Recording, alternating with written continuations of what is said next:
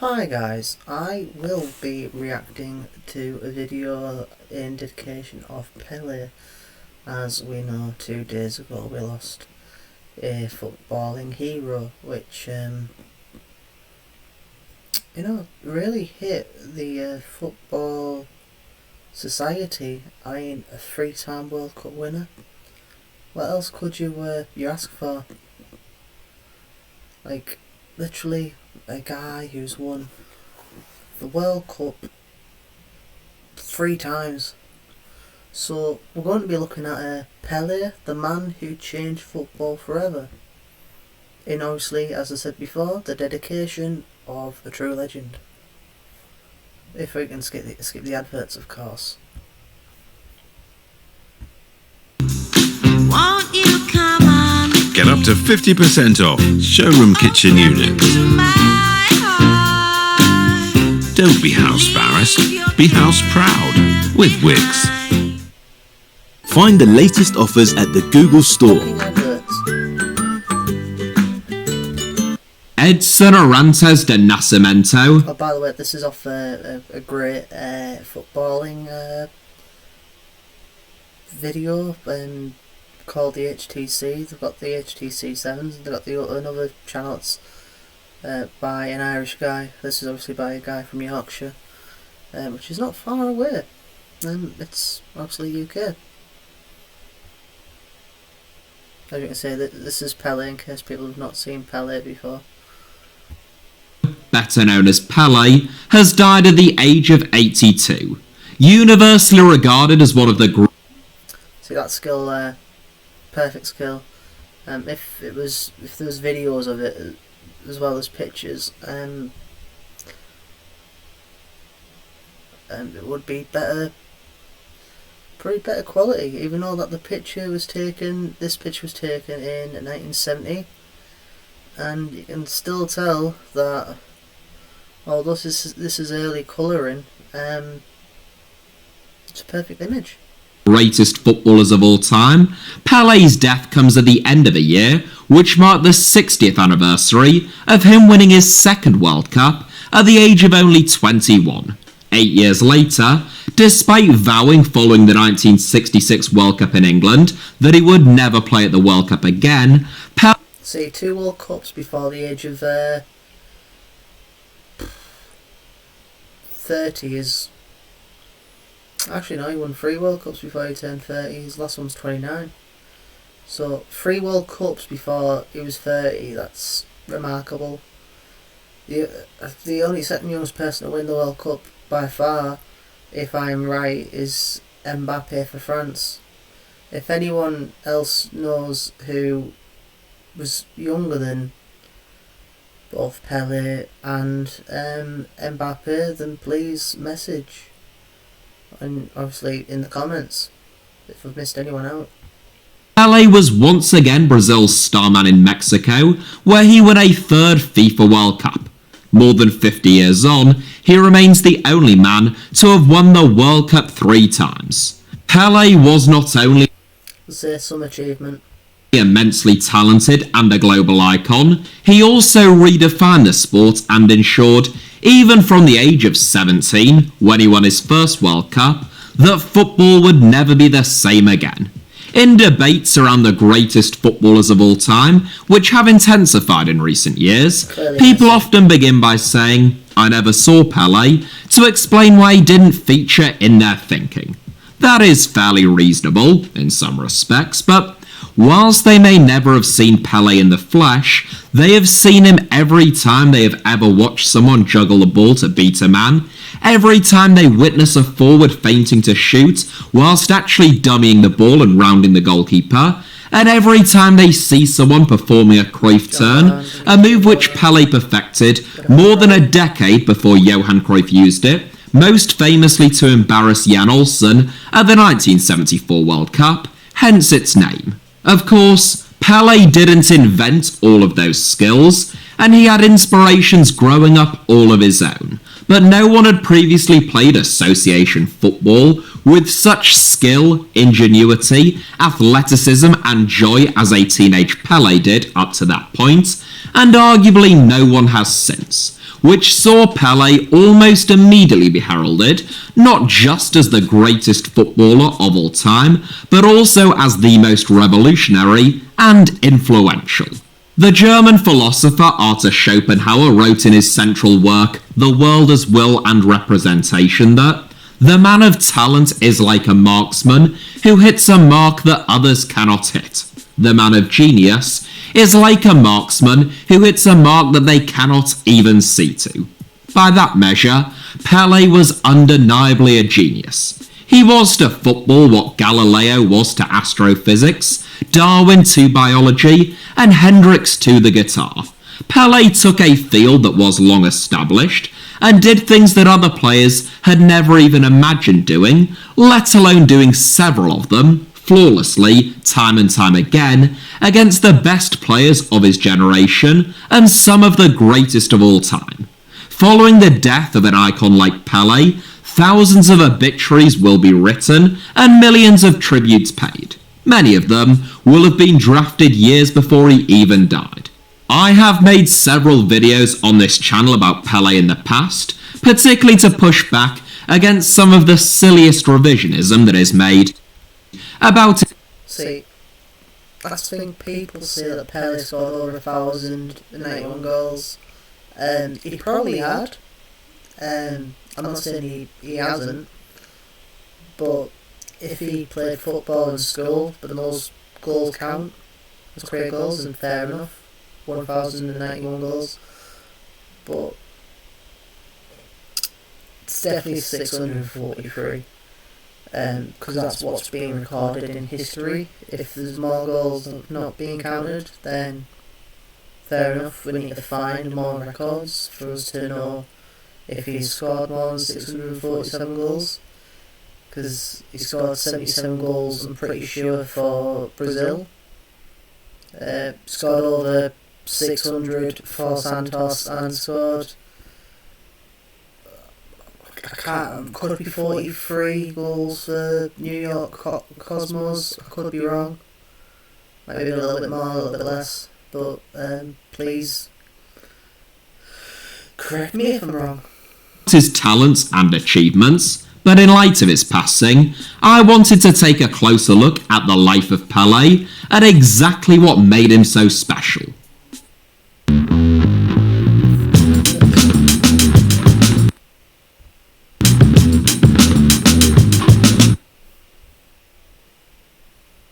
I, like most of you watching this video I would imagine, grew up viewing Brazil as international footballing powerhouses. At the first World Cup that I can remember, Brazil won their 5th World Cup, making them world football's most successful team, and players like Ronaldo, Rivaldo and Ronaldinho were seen as encapsulating the joy and genius of the beautiful game. I can still remember going round to a friend's house as a child who had a poster of Ronaldinho next to their television, and his dad would only half-jokingly insist on him bowing to the buck-toothed Brazilian every time he walked past him. It was often said at the time, and indeed it still sometimes is, that whilst the British may have invented and codified football, it was the Brazilians who perfected it. It is all too easy to forget then, nowadays, for people of my generation and even those of my parents, that when Pele went to his first World Cup in 1958, at the age of 17, Brazil had never won the World Cup. They had come extremely close on home soil in 1950, requiring only a draw in the de facto final between themselves and Uruguay, at the home of Brazilian football, the Maracanã, in front of the largest crowd ever assembled for a game of football, and in which they were the big favourites. The plucky Uruguayans, competing in only their first World Cup since emerging victorious, in their own home tournament 20 years earlier though, had a different idea of how that particular script should be written. After going 1-0 down at the start of the second half, they fought back, in front of only a few thousand Uruguayans out of almost 200,000 in the crowd, to win their game 2-0, and with it, their second World Cup. Witnessing that heartbreak, known as the Maracanazo in Brazil and considered to be a national tragedy, which sparked both riots and grief in equal measure at the time, Pele's father was supposedly moved to tears, seeing his father's pain more so than the nation's at that time. Shit. A poster of Ronaldinho. Right, forget about that a little bit.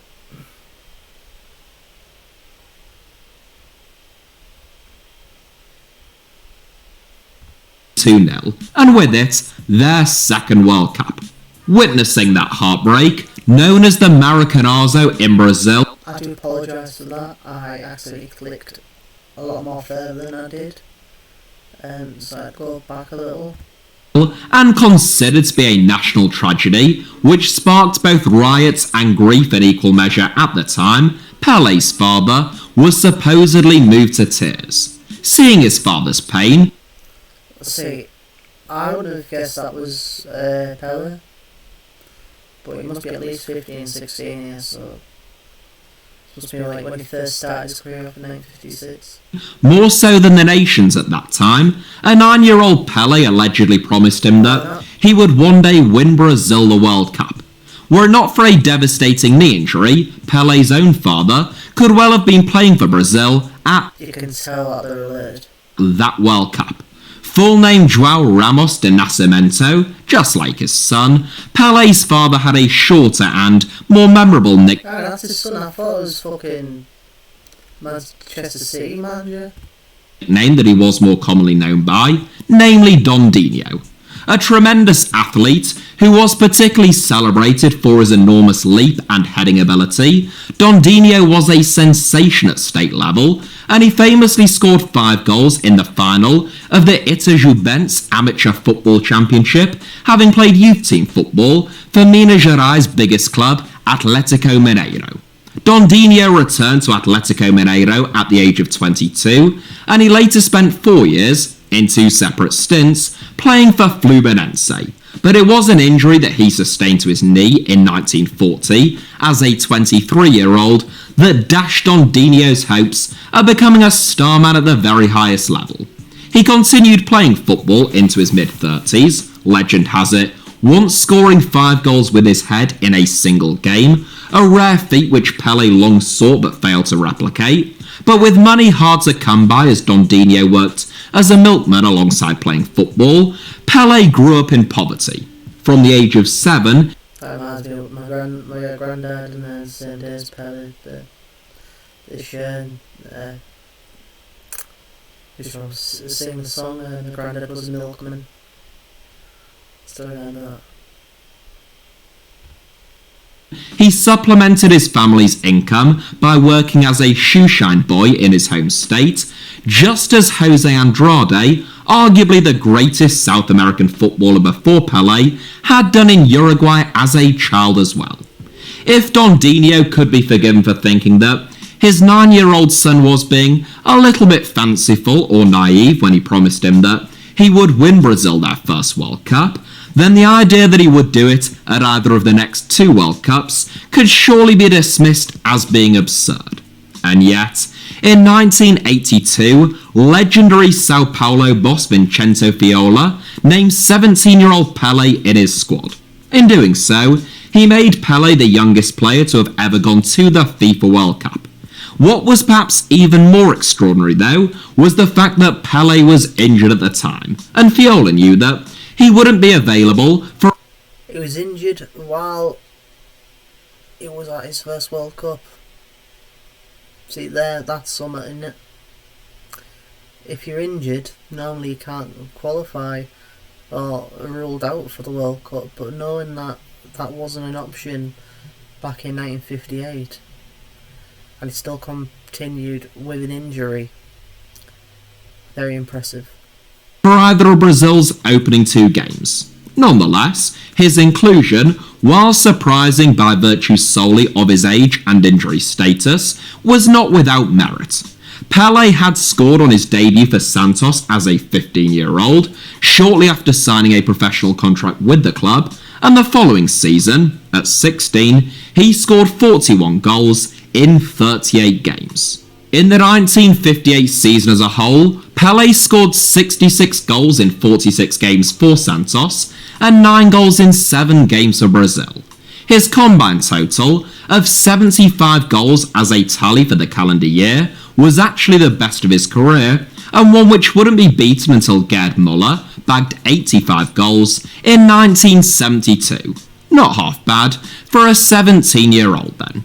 Although Brazil's World Cup campaign got off to a decent start, with victory against Austria followed by a draw with England, senior members of the Brazil squad convinced Vicente Viola to start both Garrincha and Pele in Brazil's final group game against the Soviet Union. Viola was right to heed their calls, as whilst neither of them scored, both put in attacking masterclasses and turn providers for Vava, as Brazil won the game 2-0. They retained their starting berths in the quarter-finals, where Pele scored the only goal of the game against an excellent Wales team. Then came the semi-final, in which Pele scored a stunning hat-trick, still the youngest player ever to do so at a World Cup, against a formidable France team, and in the final, against the host nation Sweden, Pele bagged a brace, taking his tournament total up to 6 goals from 4 games, as Brazil won 5-2 to claim their first World Cup and make good on Pele's promise to his father, way ahead of schedule. The World Cup is the tournament with which Pele is most synonymous, his distinction of having won world football's biggest prize more times than any other player, often being seen as the ultimate mark of his greatness. But during his actual career, and for Pele himself, his relationship with the World Cup was immensely complicated from 1958 onwards. At the 1962 World Cup, which came when Pele was at just about the peak of his powers as a 21-year-old, he assisted the first goal and scored the second in a 2-0 win against Mexico in Brazil's opening game. But in Brazil's second match, against Czechoslovakia, Pele picked up an injury which ruled him out for the rest of the tournament. He was replaced by Amarildo in arguably the best side that Brazil have ever assembled, but it was Garrincha who stepped up to the plate in Pele's absence, ensuring that the Seleção won a second Garrincha was another level. He was basically, probably the second... out of the whole entire Brazil squad of 1962 in 1958, Garrincha was like the second best footballer, I'd say, on that team. Every single one of those players were talented. I'm not saying that there was a weak link, there wasn't. But yeah. Successive World Cup. If success at the 1962 World Cup felt hollow for Pele, then failure in 1966 would feel like an injustice. It was a great party! Yeah! But someone's gotta do the dishes. Let it be the wicked.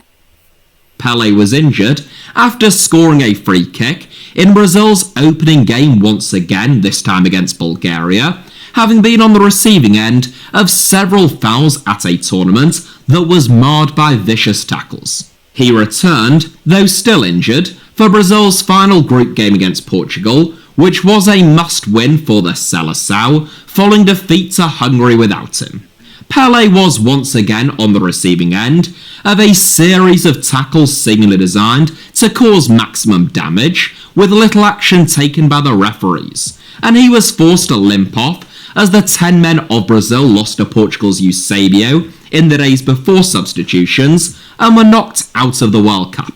Such was the outrage, not just from Pele but felt throughout South America following the World Cup in England and the officiating at the tournament, that Pele swore that he would never play at the World Cup again.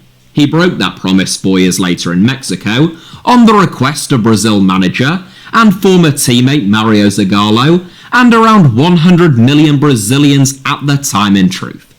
Though he was still only 29 years old, Pele was already past his absolute best by 1970, which was his lowest scoring season at club level for Santos, but nonetheless, in a star-studded Brazil squad, at the first World Cup to be broadcast worldwide in colour, Pele remained the star. There were to be no injuries this time around, just 4 goals, 5 assists, and a third FIFA World Cup crown for the greatest player of all time. This was to be Pele's last World Cup, and everyone knew it, and the boy from Minas Gerais chose to mark his promise to his father from exactly 2 decades ago with an exclamation mark. At club level, Pele put on more shows than B.B. King throughout the 1960s and into the... In case you don't know, B.B. King was a blues singer. In fact, he died only a couple of years ago. I think he was born like 1921, 1931, and he only passed away around 2018. Early 1970s. In 1961, a couple of Italian clubs had offered to more than double the existing world record transfer fee to sign Pele from Santos for $1 million.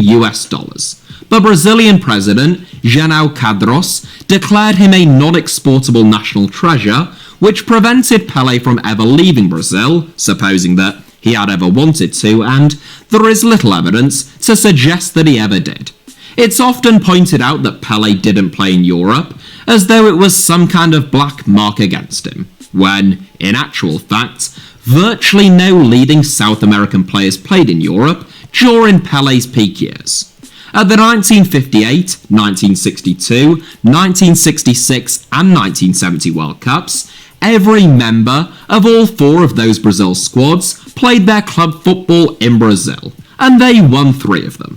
The standard, even in the Campeonato Paulista and the Torneo Rio Sao Paulo, whilst these things are extremely difficult to measure, was probably as good, if not better, than almost any standard in Europe at the time, and certainly Santos were the best club side in the world throughout almost all of the 1960s. It is important to note that Santos were a big but far from successful provincial football club at state level when Pele broke into the first team, having only won the state championship once prior to 1955. With Pele in their ranks though, along with a whole crop of talented youngsters, Santos soon won all that there was to win in Sao Paulo and Brazil, including consecutive Campeonato Brasileiro, Copa Libertadores, and Intercontinental Cup crowns. At that point, and once again, thanks primarily to the global appeal of Pele, Santos realised that it was far more profitable for them to play games outside of Brazil, touring relentlessly for the next decade and staging hundreds, if not thousands of exhibition games, which Pele was contractually obliged to play in. It is possible, and indeed quite probable one would think, that the insane demands put on Pele and the non-stop schedule that he was subjected to at Santos, combined with some notoriously barbaric challenges on him, contributed to his injuries at World Cups and to him having begun to decline physically at least before turning 30. Nonetheless, it was an arrangement that, albeit extremely intense, did actually suit Pele in most respects. A magnificent footballer, but for a considerable amount of time, perhaps not the shrewdest of businessmen, Pele twice lost almost his entire fortune, and in addition to paying him a fortune, Santos were willing on more than one occasion to pick up the tab for Pele to keep their star attraction content. It was for a similar reason that, just a few months after leaving Santos and retiring from football, Pele made an unexpected return in the United States of all places, having been offered a 3-year deal worth $7 million by the New York Cosmos, which made him the highest paid athlete in the world. Pele had effectively gone from playing unofficial exhibition games for Santos, largely touring around Europe, to official exhibition games in the United States, almost like Elvis taking up a residency in Las Vegas, where he still dazzled and filled stadiums, albeit as a tribute act of his former self. At his best, It was a confluence of attributes that made Pele so joyous to watch and devastating to play against. He was lightning quick, capable of running the 100 metres in just 11 seconds. He was built like a bullet, so strong and near enough impossible to knock off his track. He had superb movement and understanding of the game, seemingly limitless flair, skill and invention, fantastic close control. He was almost as creative as he was clinical, typically occupying the spaces of a number 10, more so than a number 9, in possession of a tremendous leap and heading ability, in addition to a powerful and accurate shot with either foot. Combine all of that with near flawless decision making, that all too rare but crucial ingredient that separates the very good players from the truly great ones, and you end up with the most complete forward ever to have played the game, who could ride vicious and brutal tackles at times, wrestle with the meanest of defenders and come out on top, and humiliate even the most competent of them at the peak of their powers.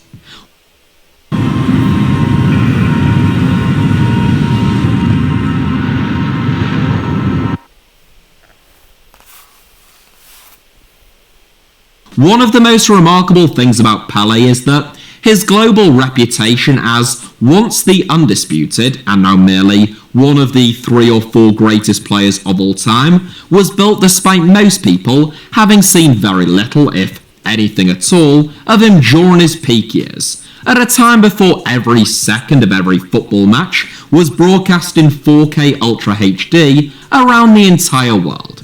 Pele is best remembered, and the footage that most people have seen of him, by virtue of it being the World Cup, is of his performances at the 1958 and 1970 World Cups, aged 17 and 29 respectively. But Pele was at his absolute best for the tournaments in 1962 and in 1966, where he got injured on both occasions in Brazil's opening games. Without those injuries, or just if more of Pele's peak years had been televised or just recognised, it is quite possible that that debate would still remain settled. Pele's death, to me personally, feels like the death of his era of football within the global conscience or psyche, and the first person that I thought of when I saw that he had died was my granddad. My granddad was quick to condemn and slow to praise, in a manner typical of a certain type of Englishman of his generation, and there were only a handful of footballers who left a lasting impression in his mind. He heaped praise upon Paul Scholes, he was in awe of George Best, and he ran out of superlatives for that most majestic of Englishmen, Rach Carter. But it was the great Pele who was elevated beyond the status of mere footballer and into the realm of social and cultural phenomenon reserved solely for athletes like Muhammad Ali and epoch-defining world leaders who stood out head and shoulders above all the rest. Pele's death, in that regard then, feels to me a little bit like the feeling that some people experienced early this year, even if they were Republicans, towards the death of the Queen, in the sense that, regardless of their feelings about her as a person or the role that she occupied, her death felt like the loss of a cultural link and emotional connection to a bygone era. In the case of the Queen, that was the so-called silent generation, World War II, and 1950s Britain. In the case of Pele, it is football and possibly even more than football, I think, before the 1950s, and the whole generation of players that formed his peers and his predecessors. There was a fantastic video shared 1 or 2 years ago, showing great pieces of skill that are synonymous with some of the greatest players of all time, whether that be Cruyff, Messi, the Brazilian or Portuguese Ronaldos, Ronaldinho, Maradona or Zidane, followed by Pele doing the exact same thing at least a decade and in most cases, many decades before them. It had a faint ring of that famous South Park episode, and some of you will just have to trust me on this, where Butters dreams up a series of schemes to take over the world, but realises that they have all already been performed on The Simpsons, and then he starts to hear people telling him that "The Simpsons did it, the Simpsons did it," ringing over and over in his ears. And that, effectively, is what it is like for every footballer to have followed in the footsteps of Pele. There was virtually nothing that they could do within the game that Pele hadn't already done. That is not to say that he is still the best footballer of all time. That's another discussion for another time. But in terms of footballing greatness, in the true essence of what that word means, combining talent, influence, and the sheer emotional response that they conjure up in all those who watch them play, Pele remains a man without peer, the undisputed king of football.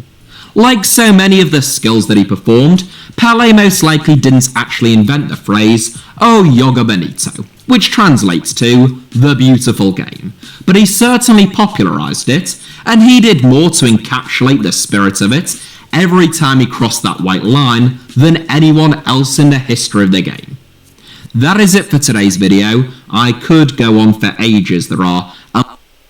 There you go. That was about Pele, the legend that sadly is no longer with us. Consider I forgot to say who I am at the beginning. I am James. I am 24. I've been doing stand-up for nearly 16 years. I'm an actor, director. I've recently directed my own film, written my own, directed my own series. I've written my own series. I tend to upload videos of me performing on here, but I'm also going to do reaction videos,